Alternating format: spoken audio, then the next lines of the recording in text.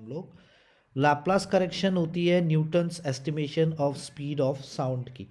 तो देखो speed of light जैसे 3 × 10⁸ मीटर पर सेकेंड होती है, राइट। सिमिलरली जो स्पीड ऑफ साउंड है वो होती है 332 मीटर पर सेकेंड,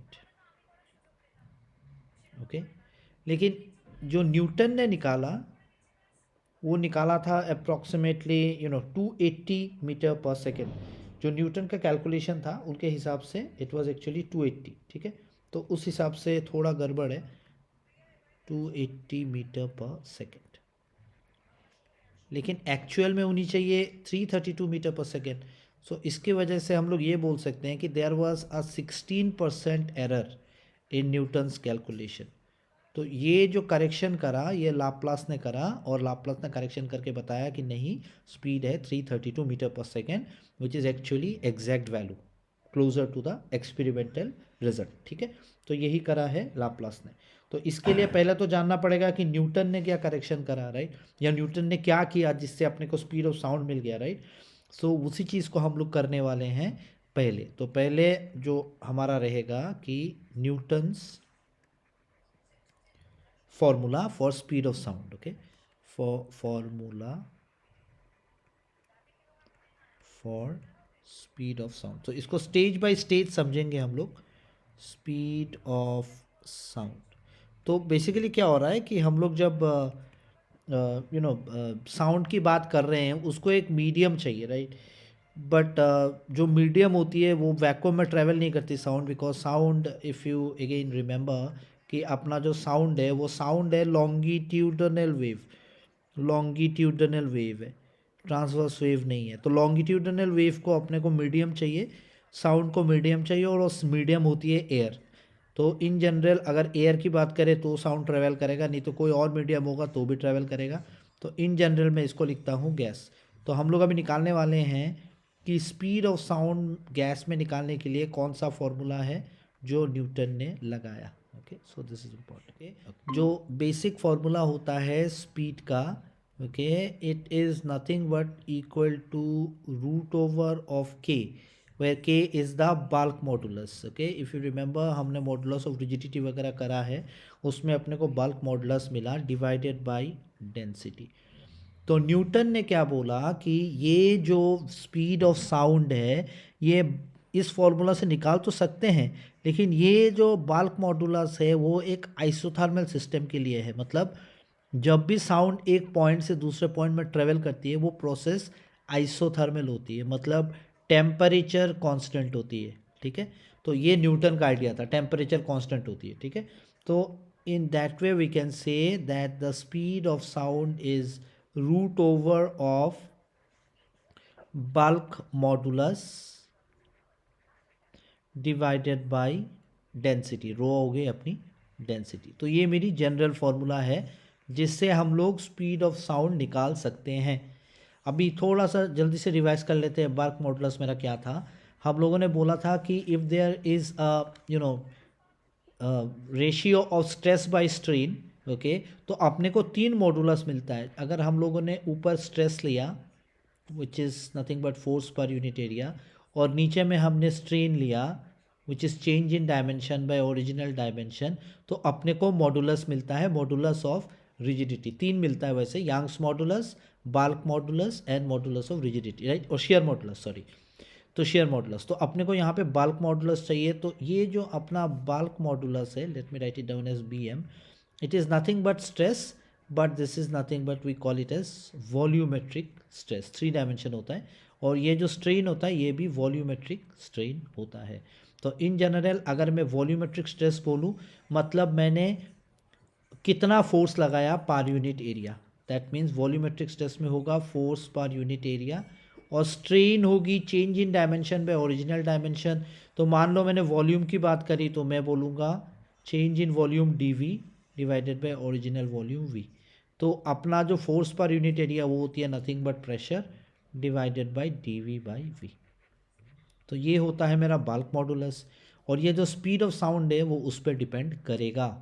सिंपल सी बात है, अगर गैस ज़्यादा प्रेशर एब्जॉर्ब कर पाएगा तो मतलब उसकी बल्क मॉडुलस ज़्यादा होगी, right. So the point here is कि ये pressure per unit, force per unit area पे ये डिपेंड करेगा. So when ever I speak the air particles in between will vibrate and it will transfer energy और वो आपके कानों तक पहुंचेगी. तो यही काम करता है यहाँ पर. ठीक है. अभी न्यूटन ने ये बोला कि ये जो मेरी स्पीड ऑफ साउंड है वो एक आइसोथर्मल प्रोसेस है. Okay. So transfer of sound अगर मैंने बोला, ओके, न्यूटन ने ये बोला कि propagation of sound is isothermal process. Propagation, sound जैसे ट्रेवल करेगी एक पॉइंट से दूसरे पॉइंट तक, वो आइसोथर्मल होगी. Of sound is isothermal process. Isothermal. Okay. Isothermal process का मतलब होता है कि टेम्परेचर कांस्टेंट रहता है. There is no change in temperature whenever sound travels from one point to another. Okay. So एक पॉइंट से दूसरे पॉइंट में साउंड में आइसोथर्मल रहता है. इसका रीज़न ये होता है कि अगर मैंने बात करी तो एक पॉइंट पे तो गैस कंप्रेस हो जाती है, तो हम लोग बोल सकते हैं कि डेंसिटी बढ़ गई या कंप्रेस हो गई, मतलब उसमें टेम्परेचर हाई होना चाहिए. लेकिन व्हाट हैपन्स, अगर थोड़ा डिस्टेंस और ट्रेवल कर लिया तो यहाँ पे फिर ये रेयरफेक्शन आ जाता है, मतलब डिस्टेंस बढ़ जाता है. तो यहाँ डेंसिटी कम हो गई, यहाँ डेंसिटी बढ़ गई. तो यहाँ अगर टेम्परेचर बढ़ा तो यहाँ टेम्परेचर घटना चाहिए. एज ए रिजल्ट पूरे सिस्टम में बढ़ता घटता रहेगा और टेम्परेचर मेरा कांस्टेंट हो जाएगा. That was Newton's idea. ठीक है.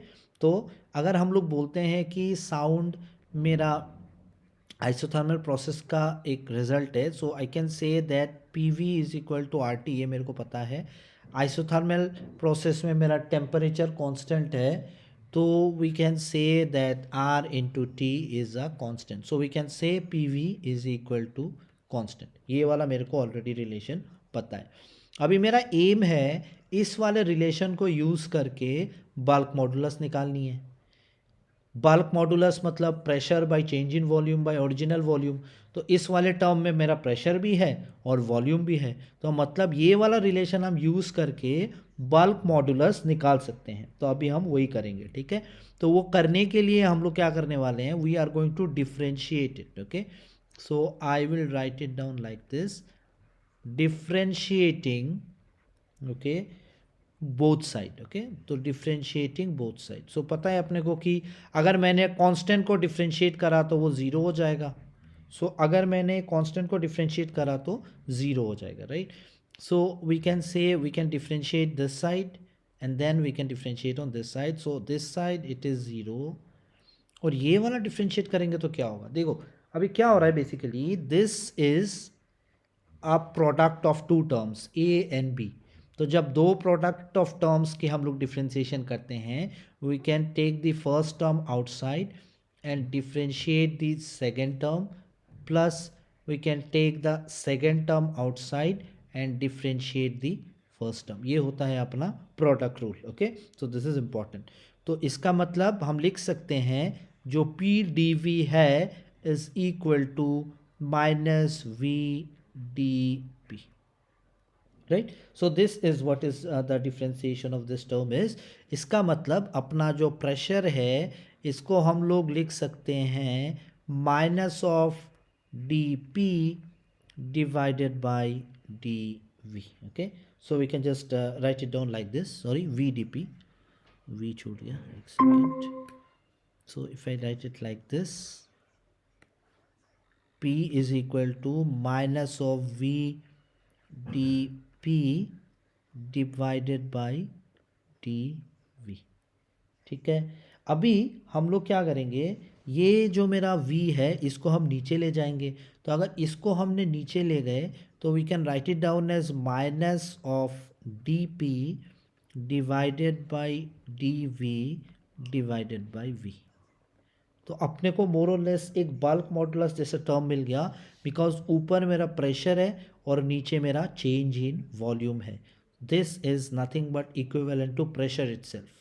This is equivalent to pressure itself, right. और इसी चीज़ को हम लोग बोल रहे हैं बल्क मॉडुलस, बिकॉज मैंने बताया कि pressure by change in volume by original volume is bulk modulus. So minus D P divided by D V by V is bulk modulus. Let me write it down as K और इसको हम लोग लिखेंगे ISO because it's an isothermal process. तो bulk modulus का क्या मतलब हो गया? It's nothing but only pressure. Okay, तो ये हो गया ओनली प्रेशर, राइट। सो अगर ये सिर्फ प्रेशर हो गया, right, if we just take this as pressure, तो इसको थोड़ा सा हम लोग फिर से लिख लेते हैं ताकि हम लोग कैलकुलेशन कर पाए इसका। So if we just take this as pressure, we can write down this above expression जो मेरा यहाँ पे है वेलोसिटी, v मेरी वेलोसिटी है, याद रखना, ठीक है।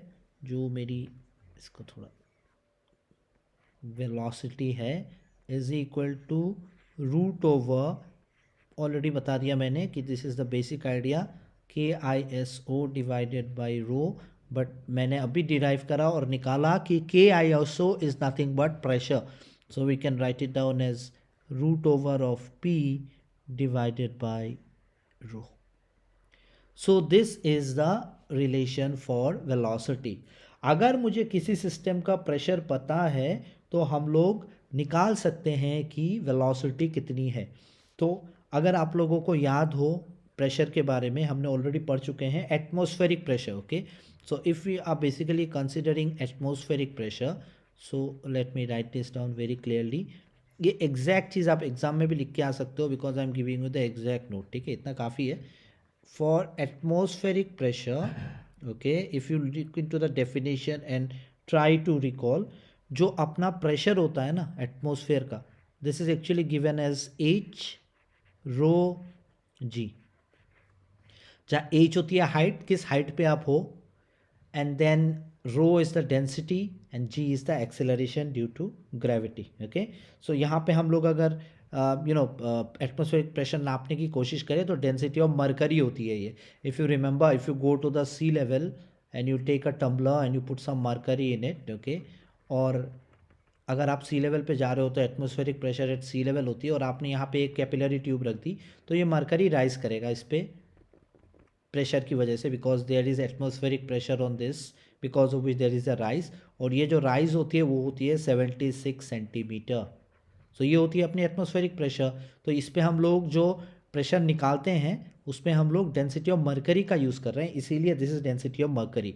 तो इसी हिसाब से अगर हम लोगों ने वेलोसिटी निकाली, v is equal to root over of h, जितनी राइज हुई mercury height, then density of mercury into g, acceleration due to gravity 9.8 metre पर second square, divided by rho. ये नीचे वाली जो डेंसिटी है ना, ये एयर की डेंसिटी है, बिकॉज हम लोग speed of sound in air measure कर रहे हैं, तो नीचे वाली डेंसिटी होती है एयर की डेंसिटी, ठीक है।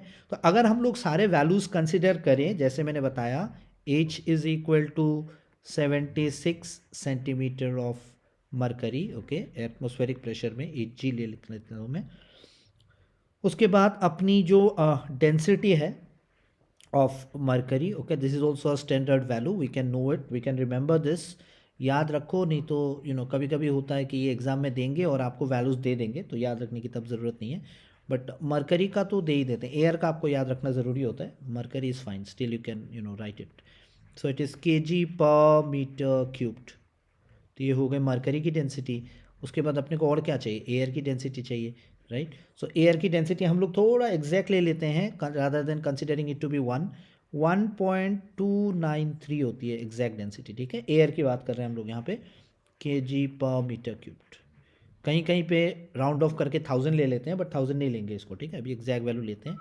And then g is equal to 9.8 metre पर सेकेंड स्क्वायर, 9.8 मीटर पर सेकेंड स्क्वायर, ठीक है। तो अपने को तो सारी वैल्यूज़ मिल गई, अभी हम लोग इसको बिठा सकते हैं, और ये वैल्यूज़ जब हम लोग बिठा के कैलकुलेशन करते हैं, वैसे मैं पूरा डिटेल में करूँगा नहीं यहाँ पे, because we can do it, v is equal to root over, okay, h, okay, h is equal to 76 centimetre, so we can consider centimetre to metre, it is 0.76 meter is equal to rho, the density of mercury, which is equal to nothing but 13.6 into 10 to the power 3 into g is nothing but 9.81.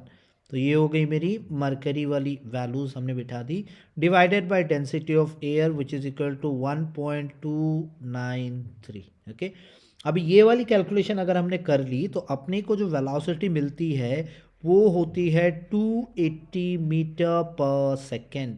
वो होती है speed of sound in air as per Newton. Okay, speed of sound as per Newton. Okay, so we can write this down as speed of sound, sound as per Newton's formula। ये वाला हम लोगों ने Newton's formula लगाया, तो as per Newton in air। okay, Newton in air, so this is important। तो ये वाली जो होती है ये होती है 280 मीटर पर सेकेंड, बट ये तो गलत है बिकॉज न्यूटन के हिसाब से तो स्पीड जो है ये थियोरेटिकल कैलकुलेशन करा हुआ है, बट जो एग्जैक्ट स्पीड होती है वो होती है 332। Okay, so but if you consider this, अभी क्यों चाहिए Laplace correction, but exact speed is 332, कभी कभी 330 भी लेते हैं, मीटर पर second, which is okay 16% more than, ये इंपॉर्टेंट है कितनी परसेंट ज़्यादा है, कभी कभी ऑब्जेक्टिव क्वेश्चन भी आ जाता है, मोर देन 280 मीटर पर सेकेंड। तो इसका मतलब ये होता है कि according to Laplace this should be actually corrected, इसमें करेक्शन की जरूरी है। तो करेक्शन कहाँ से आता है, लैप्लास ने ये बोला कि जो स्पीड ऑफ साउंड है या स्पीड जो साउंड ट्रेवल करती है that is actually not an isothermal process, this is a adiabatic process, this is very important. तो इस स्टेटमेंट को हम लोग लिख लेते हैं क्योंकि कभी कभी पूछते हैं कि न्यूटन ने क्या बोला और लाप्लास ने क्या एक्चुअल करेक्शन करा। तो लाप्लास ने जो करेक्शन करा वो लिखते हैं हम लोग, ठीक है। ये पूरा बना बनाया नोट है जो मैं दे रहा हूँ, एग्जैक्ट छाप के आओगे तो अच्छा फुल मार्क्स आएंगे, इसमें कुछ है नहीं करने को। तो न्यूटन सेड ओके दैट, क्योंकि कभी कभी ऐसे भी क्वेश्चन आते हैं ऑब्जेक्टिव में कि क्या करेक्शन करा लैप्लास ने, क्यों करेक्शन करा, okay that's important. Of sound okay is isothermal process, but फिर लाप्लास आया और लाप्लास ने बोला, Laplace corrected and said that sound propagation, right, propagation का मतलब हमें पता है मूव कर रहा है एक पॉइंट से दूसरा point, propagation is adiabatic process. अभी हम लोगों ने जब हम लोग थर्मल फिजिक्स पढ़ रहे थे, ये थर्मोडायनामिक्स पढ़ रहे थे, तब हमने ये देखा कि अपने पास जो प्रोसेसेस होते हैं 4 टाइप के होते हैं, आइसोथर्मल, आइसोबैरिक, आइसोकोरिक और एडियाबेटिक। तो आइसोथर्मल में तो अपना टेम्परेचर कांस्टेंट है, लेकिन जो एडियाबेटिक होती है वहाँ पे होता है कि no heat can leave the system. और ये भी लॉजिकल है, जब हम बात करते हैं तो अगर पूरा का पूरा सिस्टम कंसिडर करें तो उस सिस्टम के बाहर कोई हीट नहीं जा रहा, right. So that is the idea that Laplace used. मतलब लाप्लास के हिसाब से ये जो अपनी वेलोसिटी है it is equal to root over bulk modulus, no problem, but ये जो बल्क मॉडुलस है ये एडियाबेटिक प्रोसेस की वजह से है, not isothermal process, divided by the density. तो ये फॉर्मूला सेम ही रहेगा बट ये एडियाबेटिक होगा और ये वाला नहीं होगा, राइट। सो अपने को क्या करना है, अभी सिंपल है, हम लोगों को एडियाबेटिक प्रोसेस का सिस्टम कंसिडर करना है।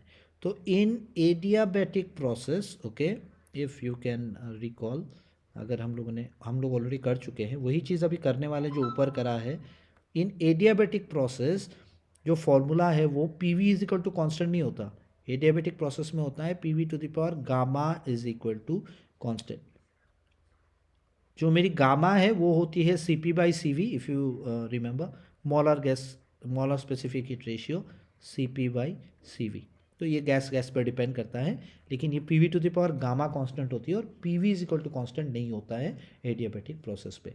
अभी इसी चीज़ को हम लोग यूज़ करेंगे to do the same thing. यहाँ पे हमने क्या निकाला था, बल्क मॉडुलस, अभी इस पर भी हम लोग निकालेंगे but this time we are going to use the formula P V to the power gamma and not P V. Okay, so अगर हम लोग इस बात पे देखें कि इस वाले को कैसे डिफ्रेंशिएट करना है, तो इसको डिफ्रेंशिएट करना थोड़ा डिफरेंट है, तो इसको भी हम लोग वही करेंगे, differentiate. So differentiating.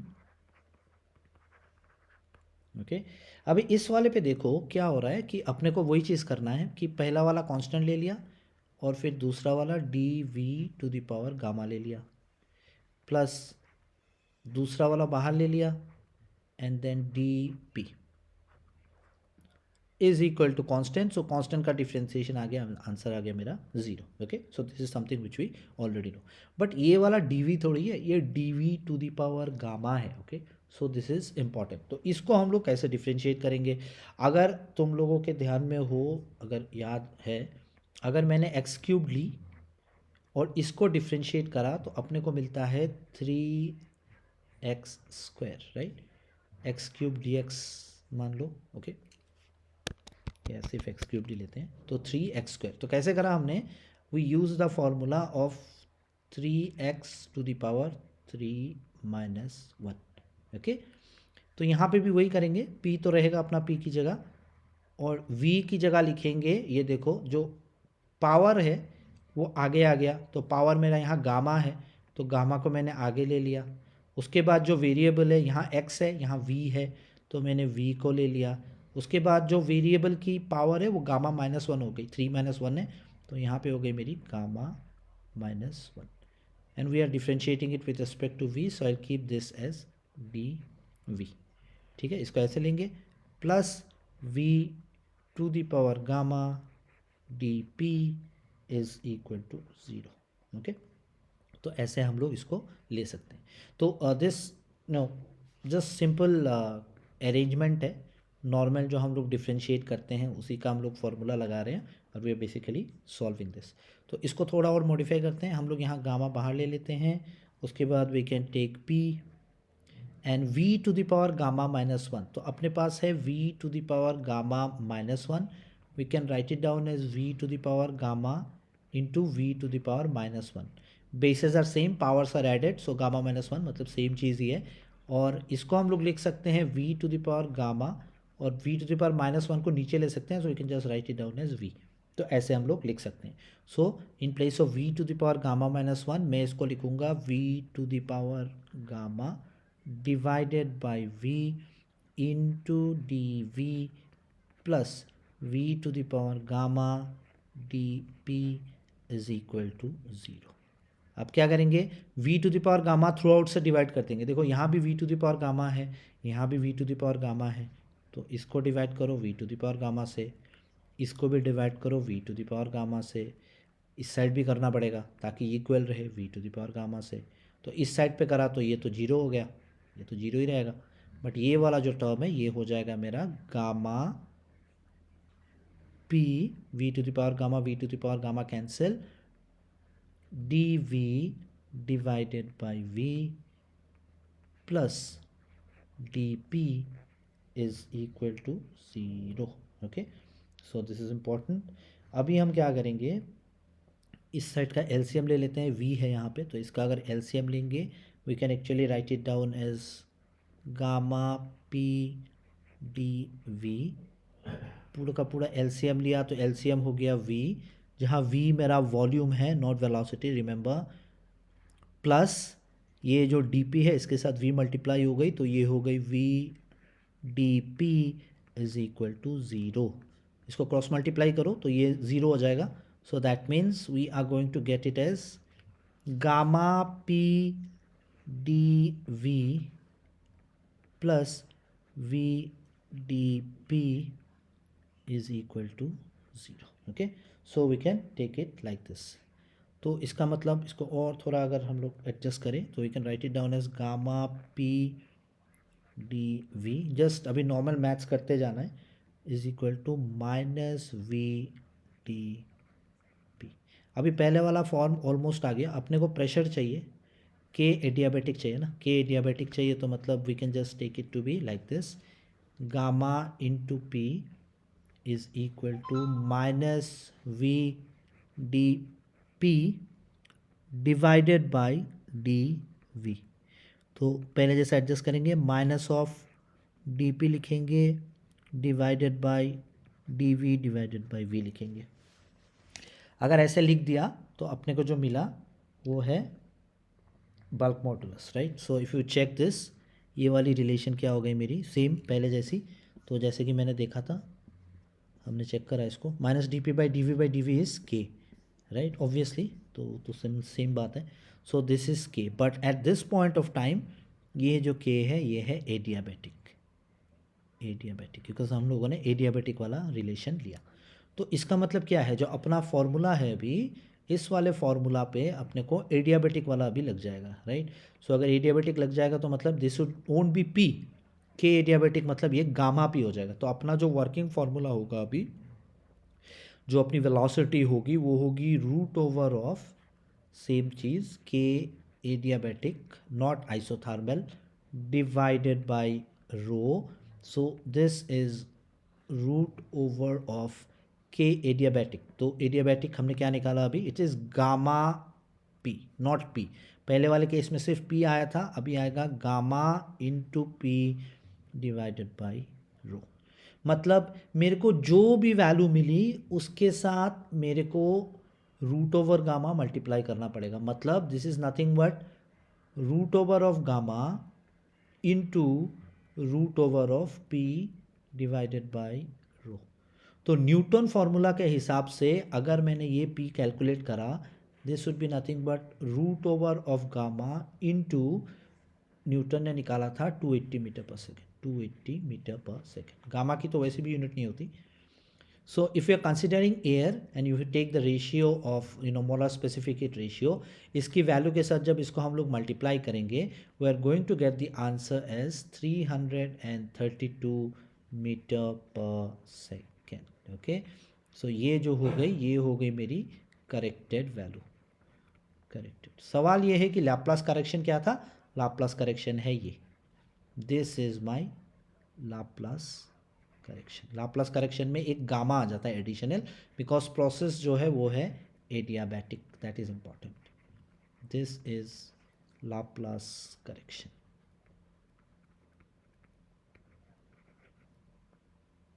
Okay, so this is important, और इसको हम लोग, इसके हिसाब से हम लोग बहुत सारी चीज़ें देख सकते हैं कि एज पर लाप्लास फार्मूला, ये वाली मेरी फार्मूला है, लाप्लास फार्मूला है जो वैलिड है। इस वाले फार्मूला के हिसाब से जो वेलोसिटी होती है वो डिपेंड करती है प्रेशर और डेंसिटी पे। तो अभी आप बोलोगे कि अगर प्रेशर बढ़ गया तो इसका मतलब क्या ये है कि वेलोसिटी बढ़ गई? आंसर है no, because velocity of sound in air is constant. Okay, this is a very important conclusion. v is constant in air, right. और जिसकी वैल्यू है जो कांस्टेंट हमेशा रहेगी, दिस इज 332 मीटर पर सेकेंड। तो ये तो हमेशा इतनी वैल्यू रहेगी। तो हम लोग तो बोल रहे हैं अगर प्रेशर चेंज हो तो वेलोसिटी चेंज होनी चाहिए। हाँ, प्रेशर अगर चेंज हुआ हो सकता है, दैट इज़ ऑब्वियसली पॉसिबल, तो डेंसिटी भी चेंज होगी ना। फॉर एग्जांपल, अगर तीन पार्ट ये करीब करीब हैं तो, और यहाँ दूर दूर है, मान लो ये दूर दूर है, तो ये जो है इन बहुत करीब करीब है, तो इसमें क्या है, प्रेशर ज़्यादा है, करीब है ना, बट डेंसिटी भी तो ज़्यादा है। अगर इसी स्मॉल एरिया में देखें, number of particles are more, so density भी ज़्यादा है। इस वाले केस में प्रेशर कम है तो डेंसिटी भी तो कम है। So it is dependent on pressure directly root over, but it is also divided by root over of density. मतलब अगर प्रेशर बढ़ा तो डेंसिटी भी बढ़ेगा, प्रेशर घटा तो डेंसिटी भी घटेगा, मतलब दोनों इक्वली एडजस्ट होते रहते हैं। इसी वजह से जो speed of sound in air है वो सेम रहता है, ठीक है। So a very important conclusion is कि pressure has no effect on the velocity of sound. Reason is this, because अगर प्रेशर चेंज हुआ तो डेंसिटी भी अकॉर्डिंगली चेंज होती है, और इसके हिसाब से जो वेलोसिटी है वो कांस्टेंट रहती है, राइट। तो कभी कभी सवाल पूछते हैं और स्टूडेंट्स डायरेक्ट फार्मूला देख के बोलते हैं ऑब्वियसली प्रेशर पे डिपेंड करता है, लेकिन वो लॉजिक नहीं है। अपने को देखना पड़ेगा कि डेंसिटी कैसे चेंज हो रही है। Pressure has no effect on velocity of sound. Okay, this is important as density also changes with sound। अपनी जो डेंसिटी है वो भी चेंज होती है साउंड के साथ, right. So this is important. Okay, तो इसी हिसाब से हम लोग देख सकते हैं। और ये जो वेलोसिटी ऑफ साउंड है हम लोग देख रहे हैं कि reciprocal of square root of density के साथ भी वेरी करेगी। Okay, but if you consider let's say, ये तो नॉर्मल लॉजिक है, बता दूँ। मान लो कि मैंने डेंसिटी वेरी करी और प्रेशर को कांस्टेंट रख दिया। ऐसा हम लोग कर सकते हैं। अगर मैंने गैस चेंज कर दी, मान लो किसी गैस का प्रेशर है और मैंने कोई और गैस लिया, उसका भी प्रेशर सेम ही रखा हुआ है, लेकिन डेंसिटी चेंज कर दी, इसीलिए वेलोसिटी चेंज हो जाती है। तो अगर डेंसिटी बढ़ गई तो वेलोसिटी घट जाएगी। तो अगर हम लोगों ने एयर की जगह वाटर ले लिया तो स्पीड ऑफ साउंड घट जाएगी, अपने को सुनाई भी कम देगा, राइट। इतना इंटेंसिटी में पहुंचेगा ही नहीं वो। तो अगर मैंने डेंसिटी घटा दी, एयर की जगह और कुछ हल्का ले लिया, तो वेलोसिटी ऑफ साउंड बढ़ जाएगी, राइट। सो डेंसिटी चेंज करेंगे और अगर वेलोसिटी को एडजस्ट करना है तो अपने को प्रेशर को कांस्टेंट रखना पड़ेगा। So with change of medium, the density changes, and if the pressure remains same, the velocity will change. But in air, if pressure changes, the density also changes. As a result, the velocity will remain 332 meter per second.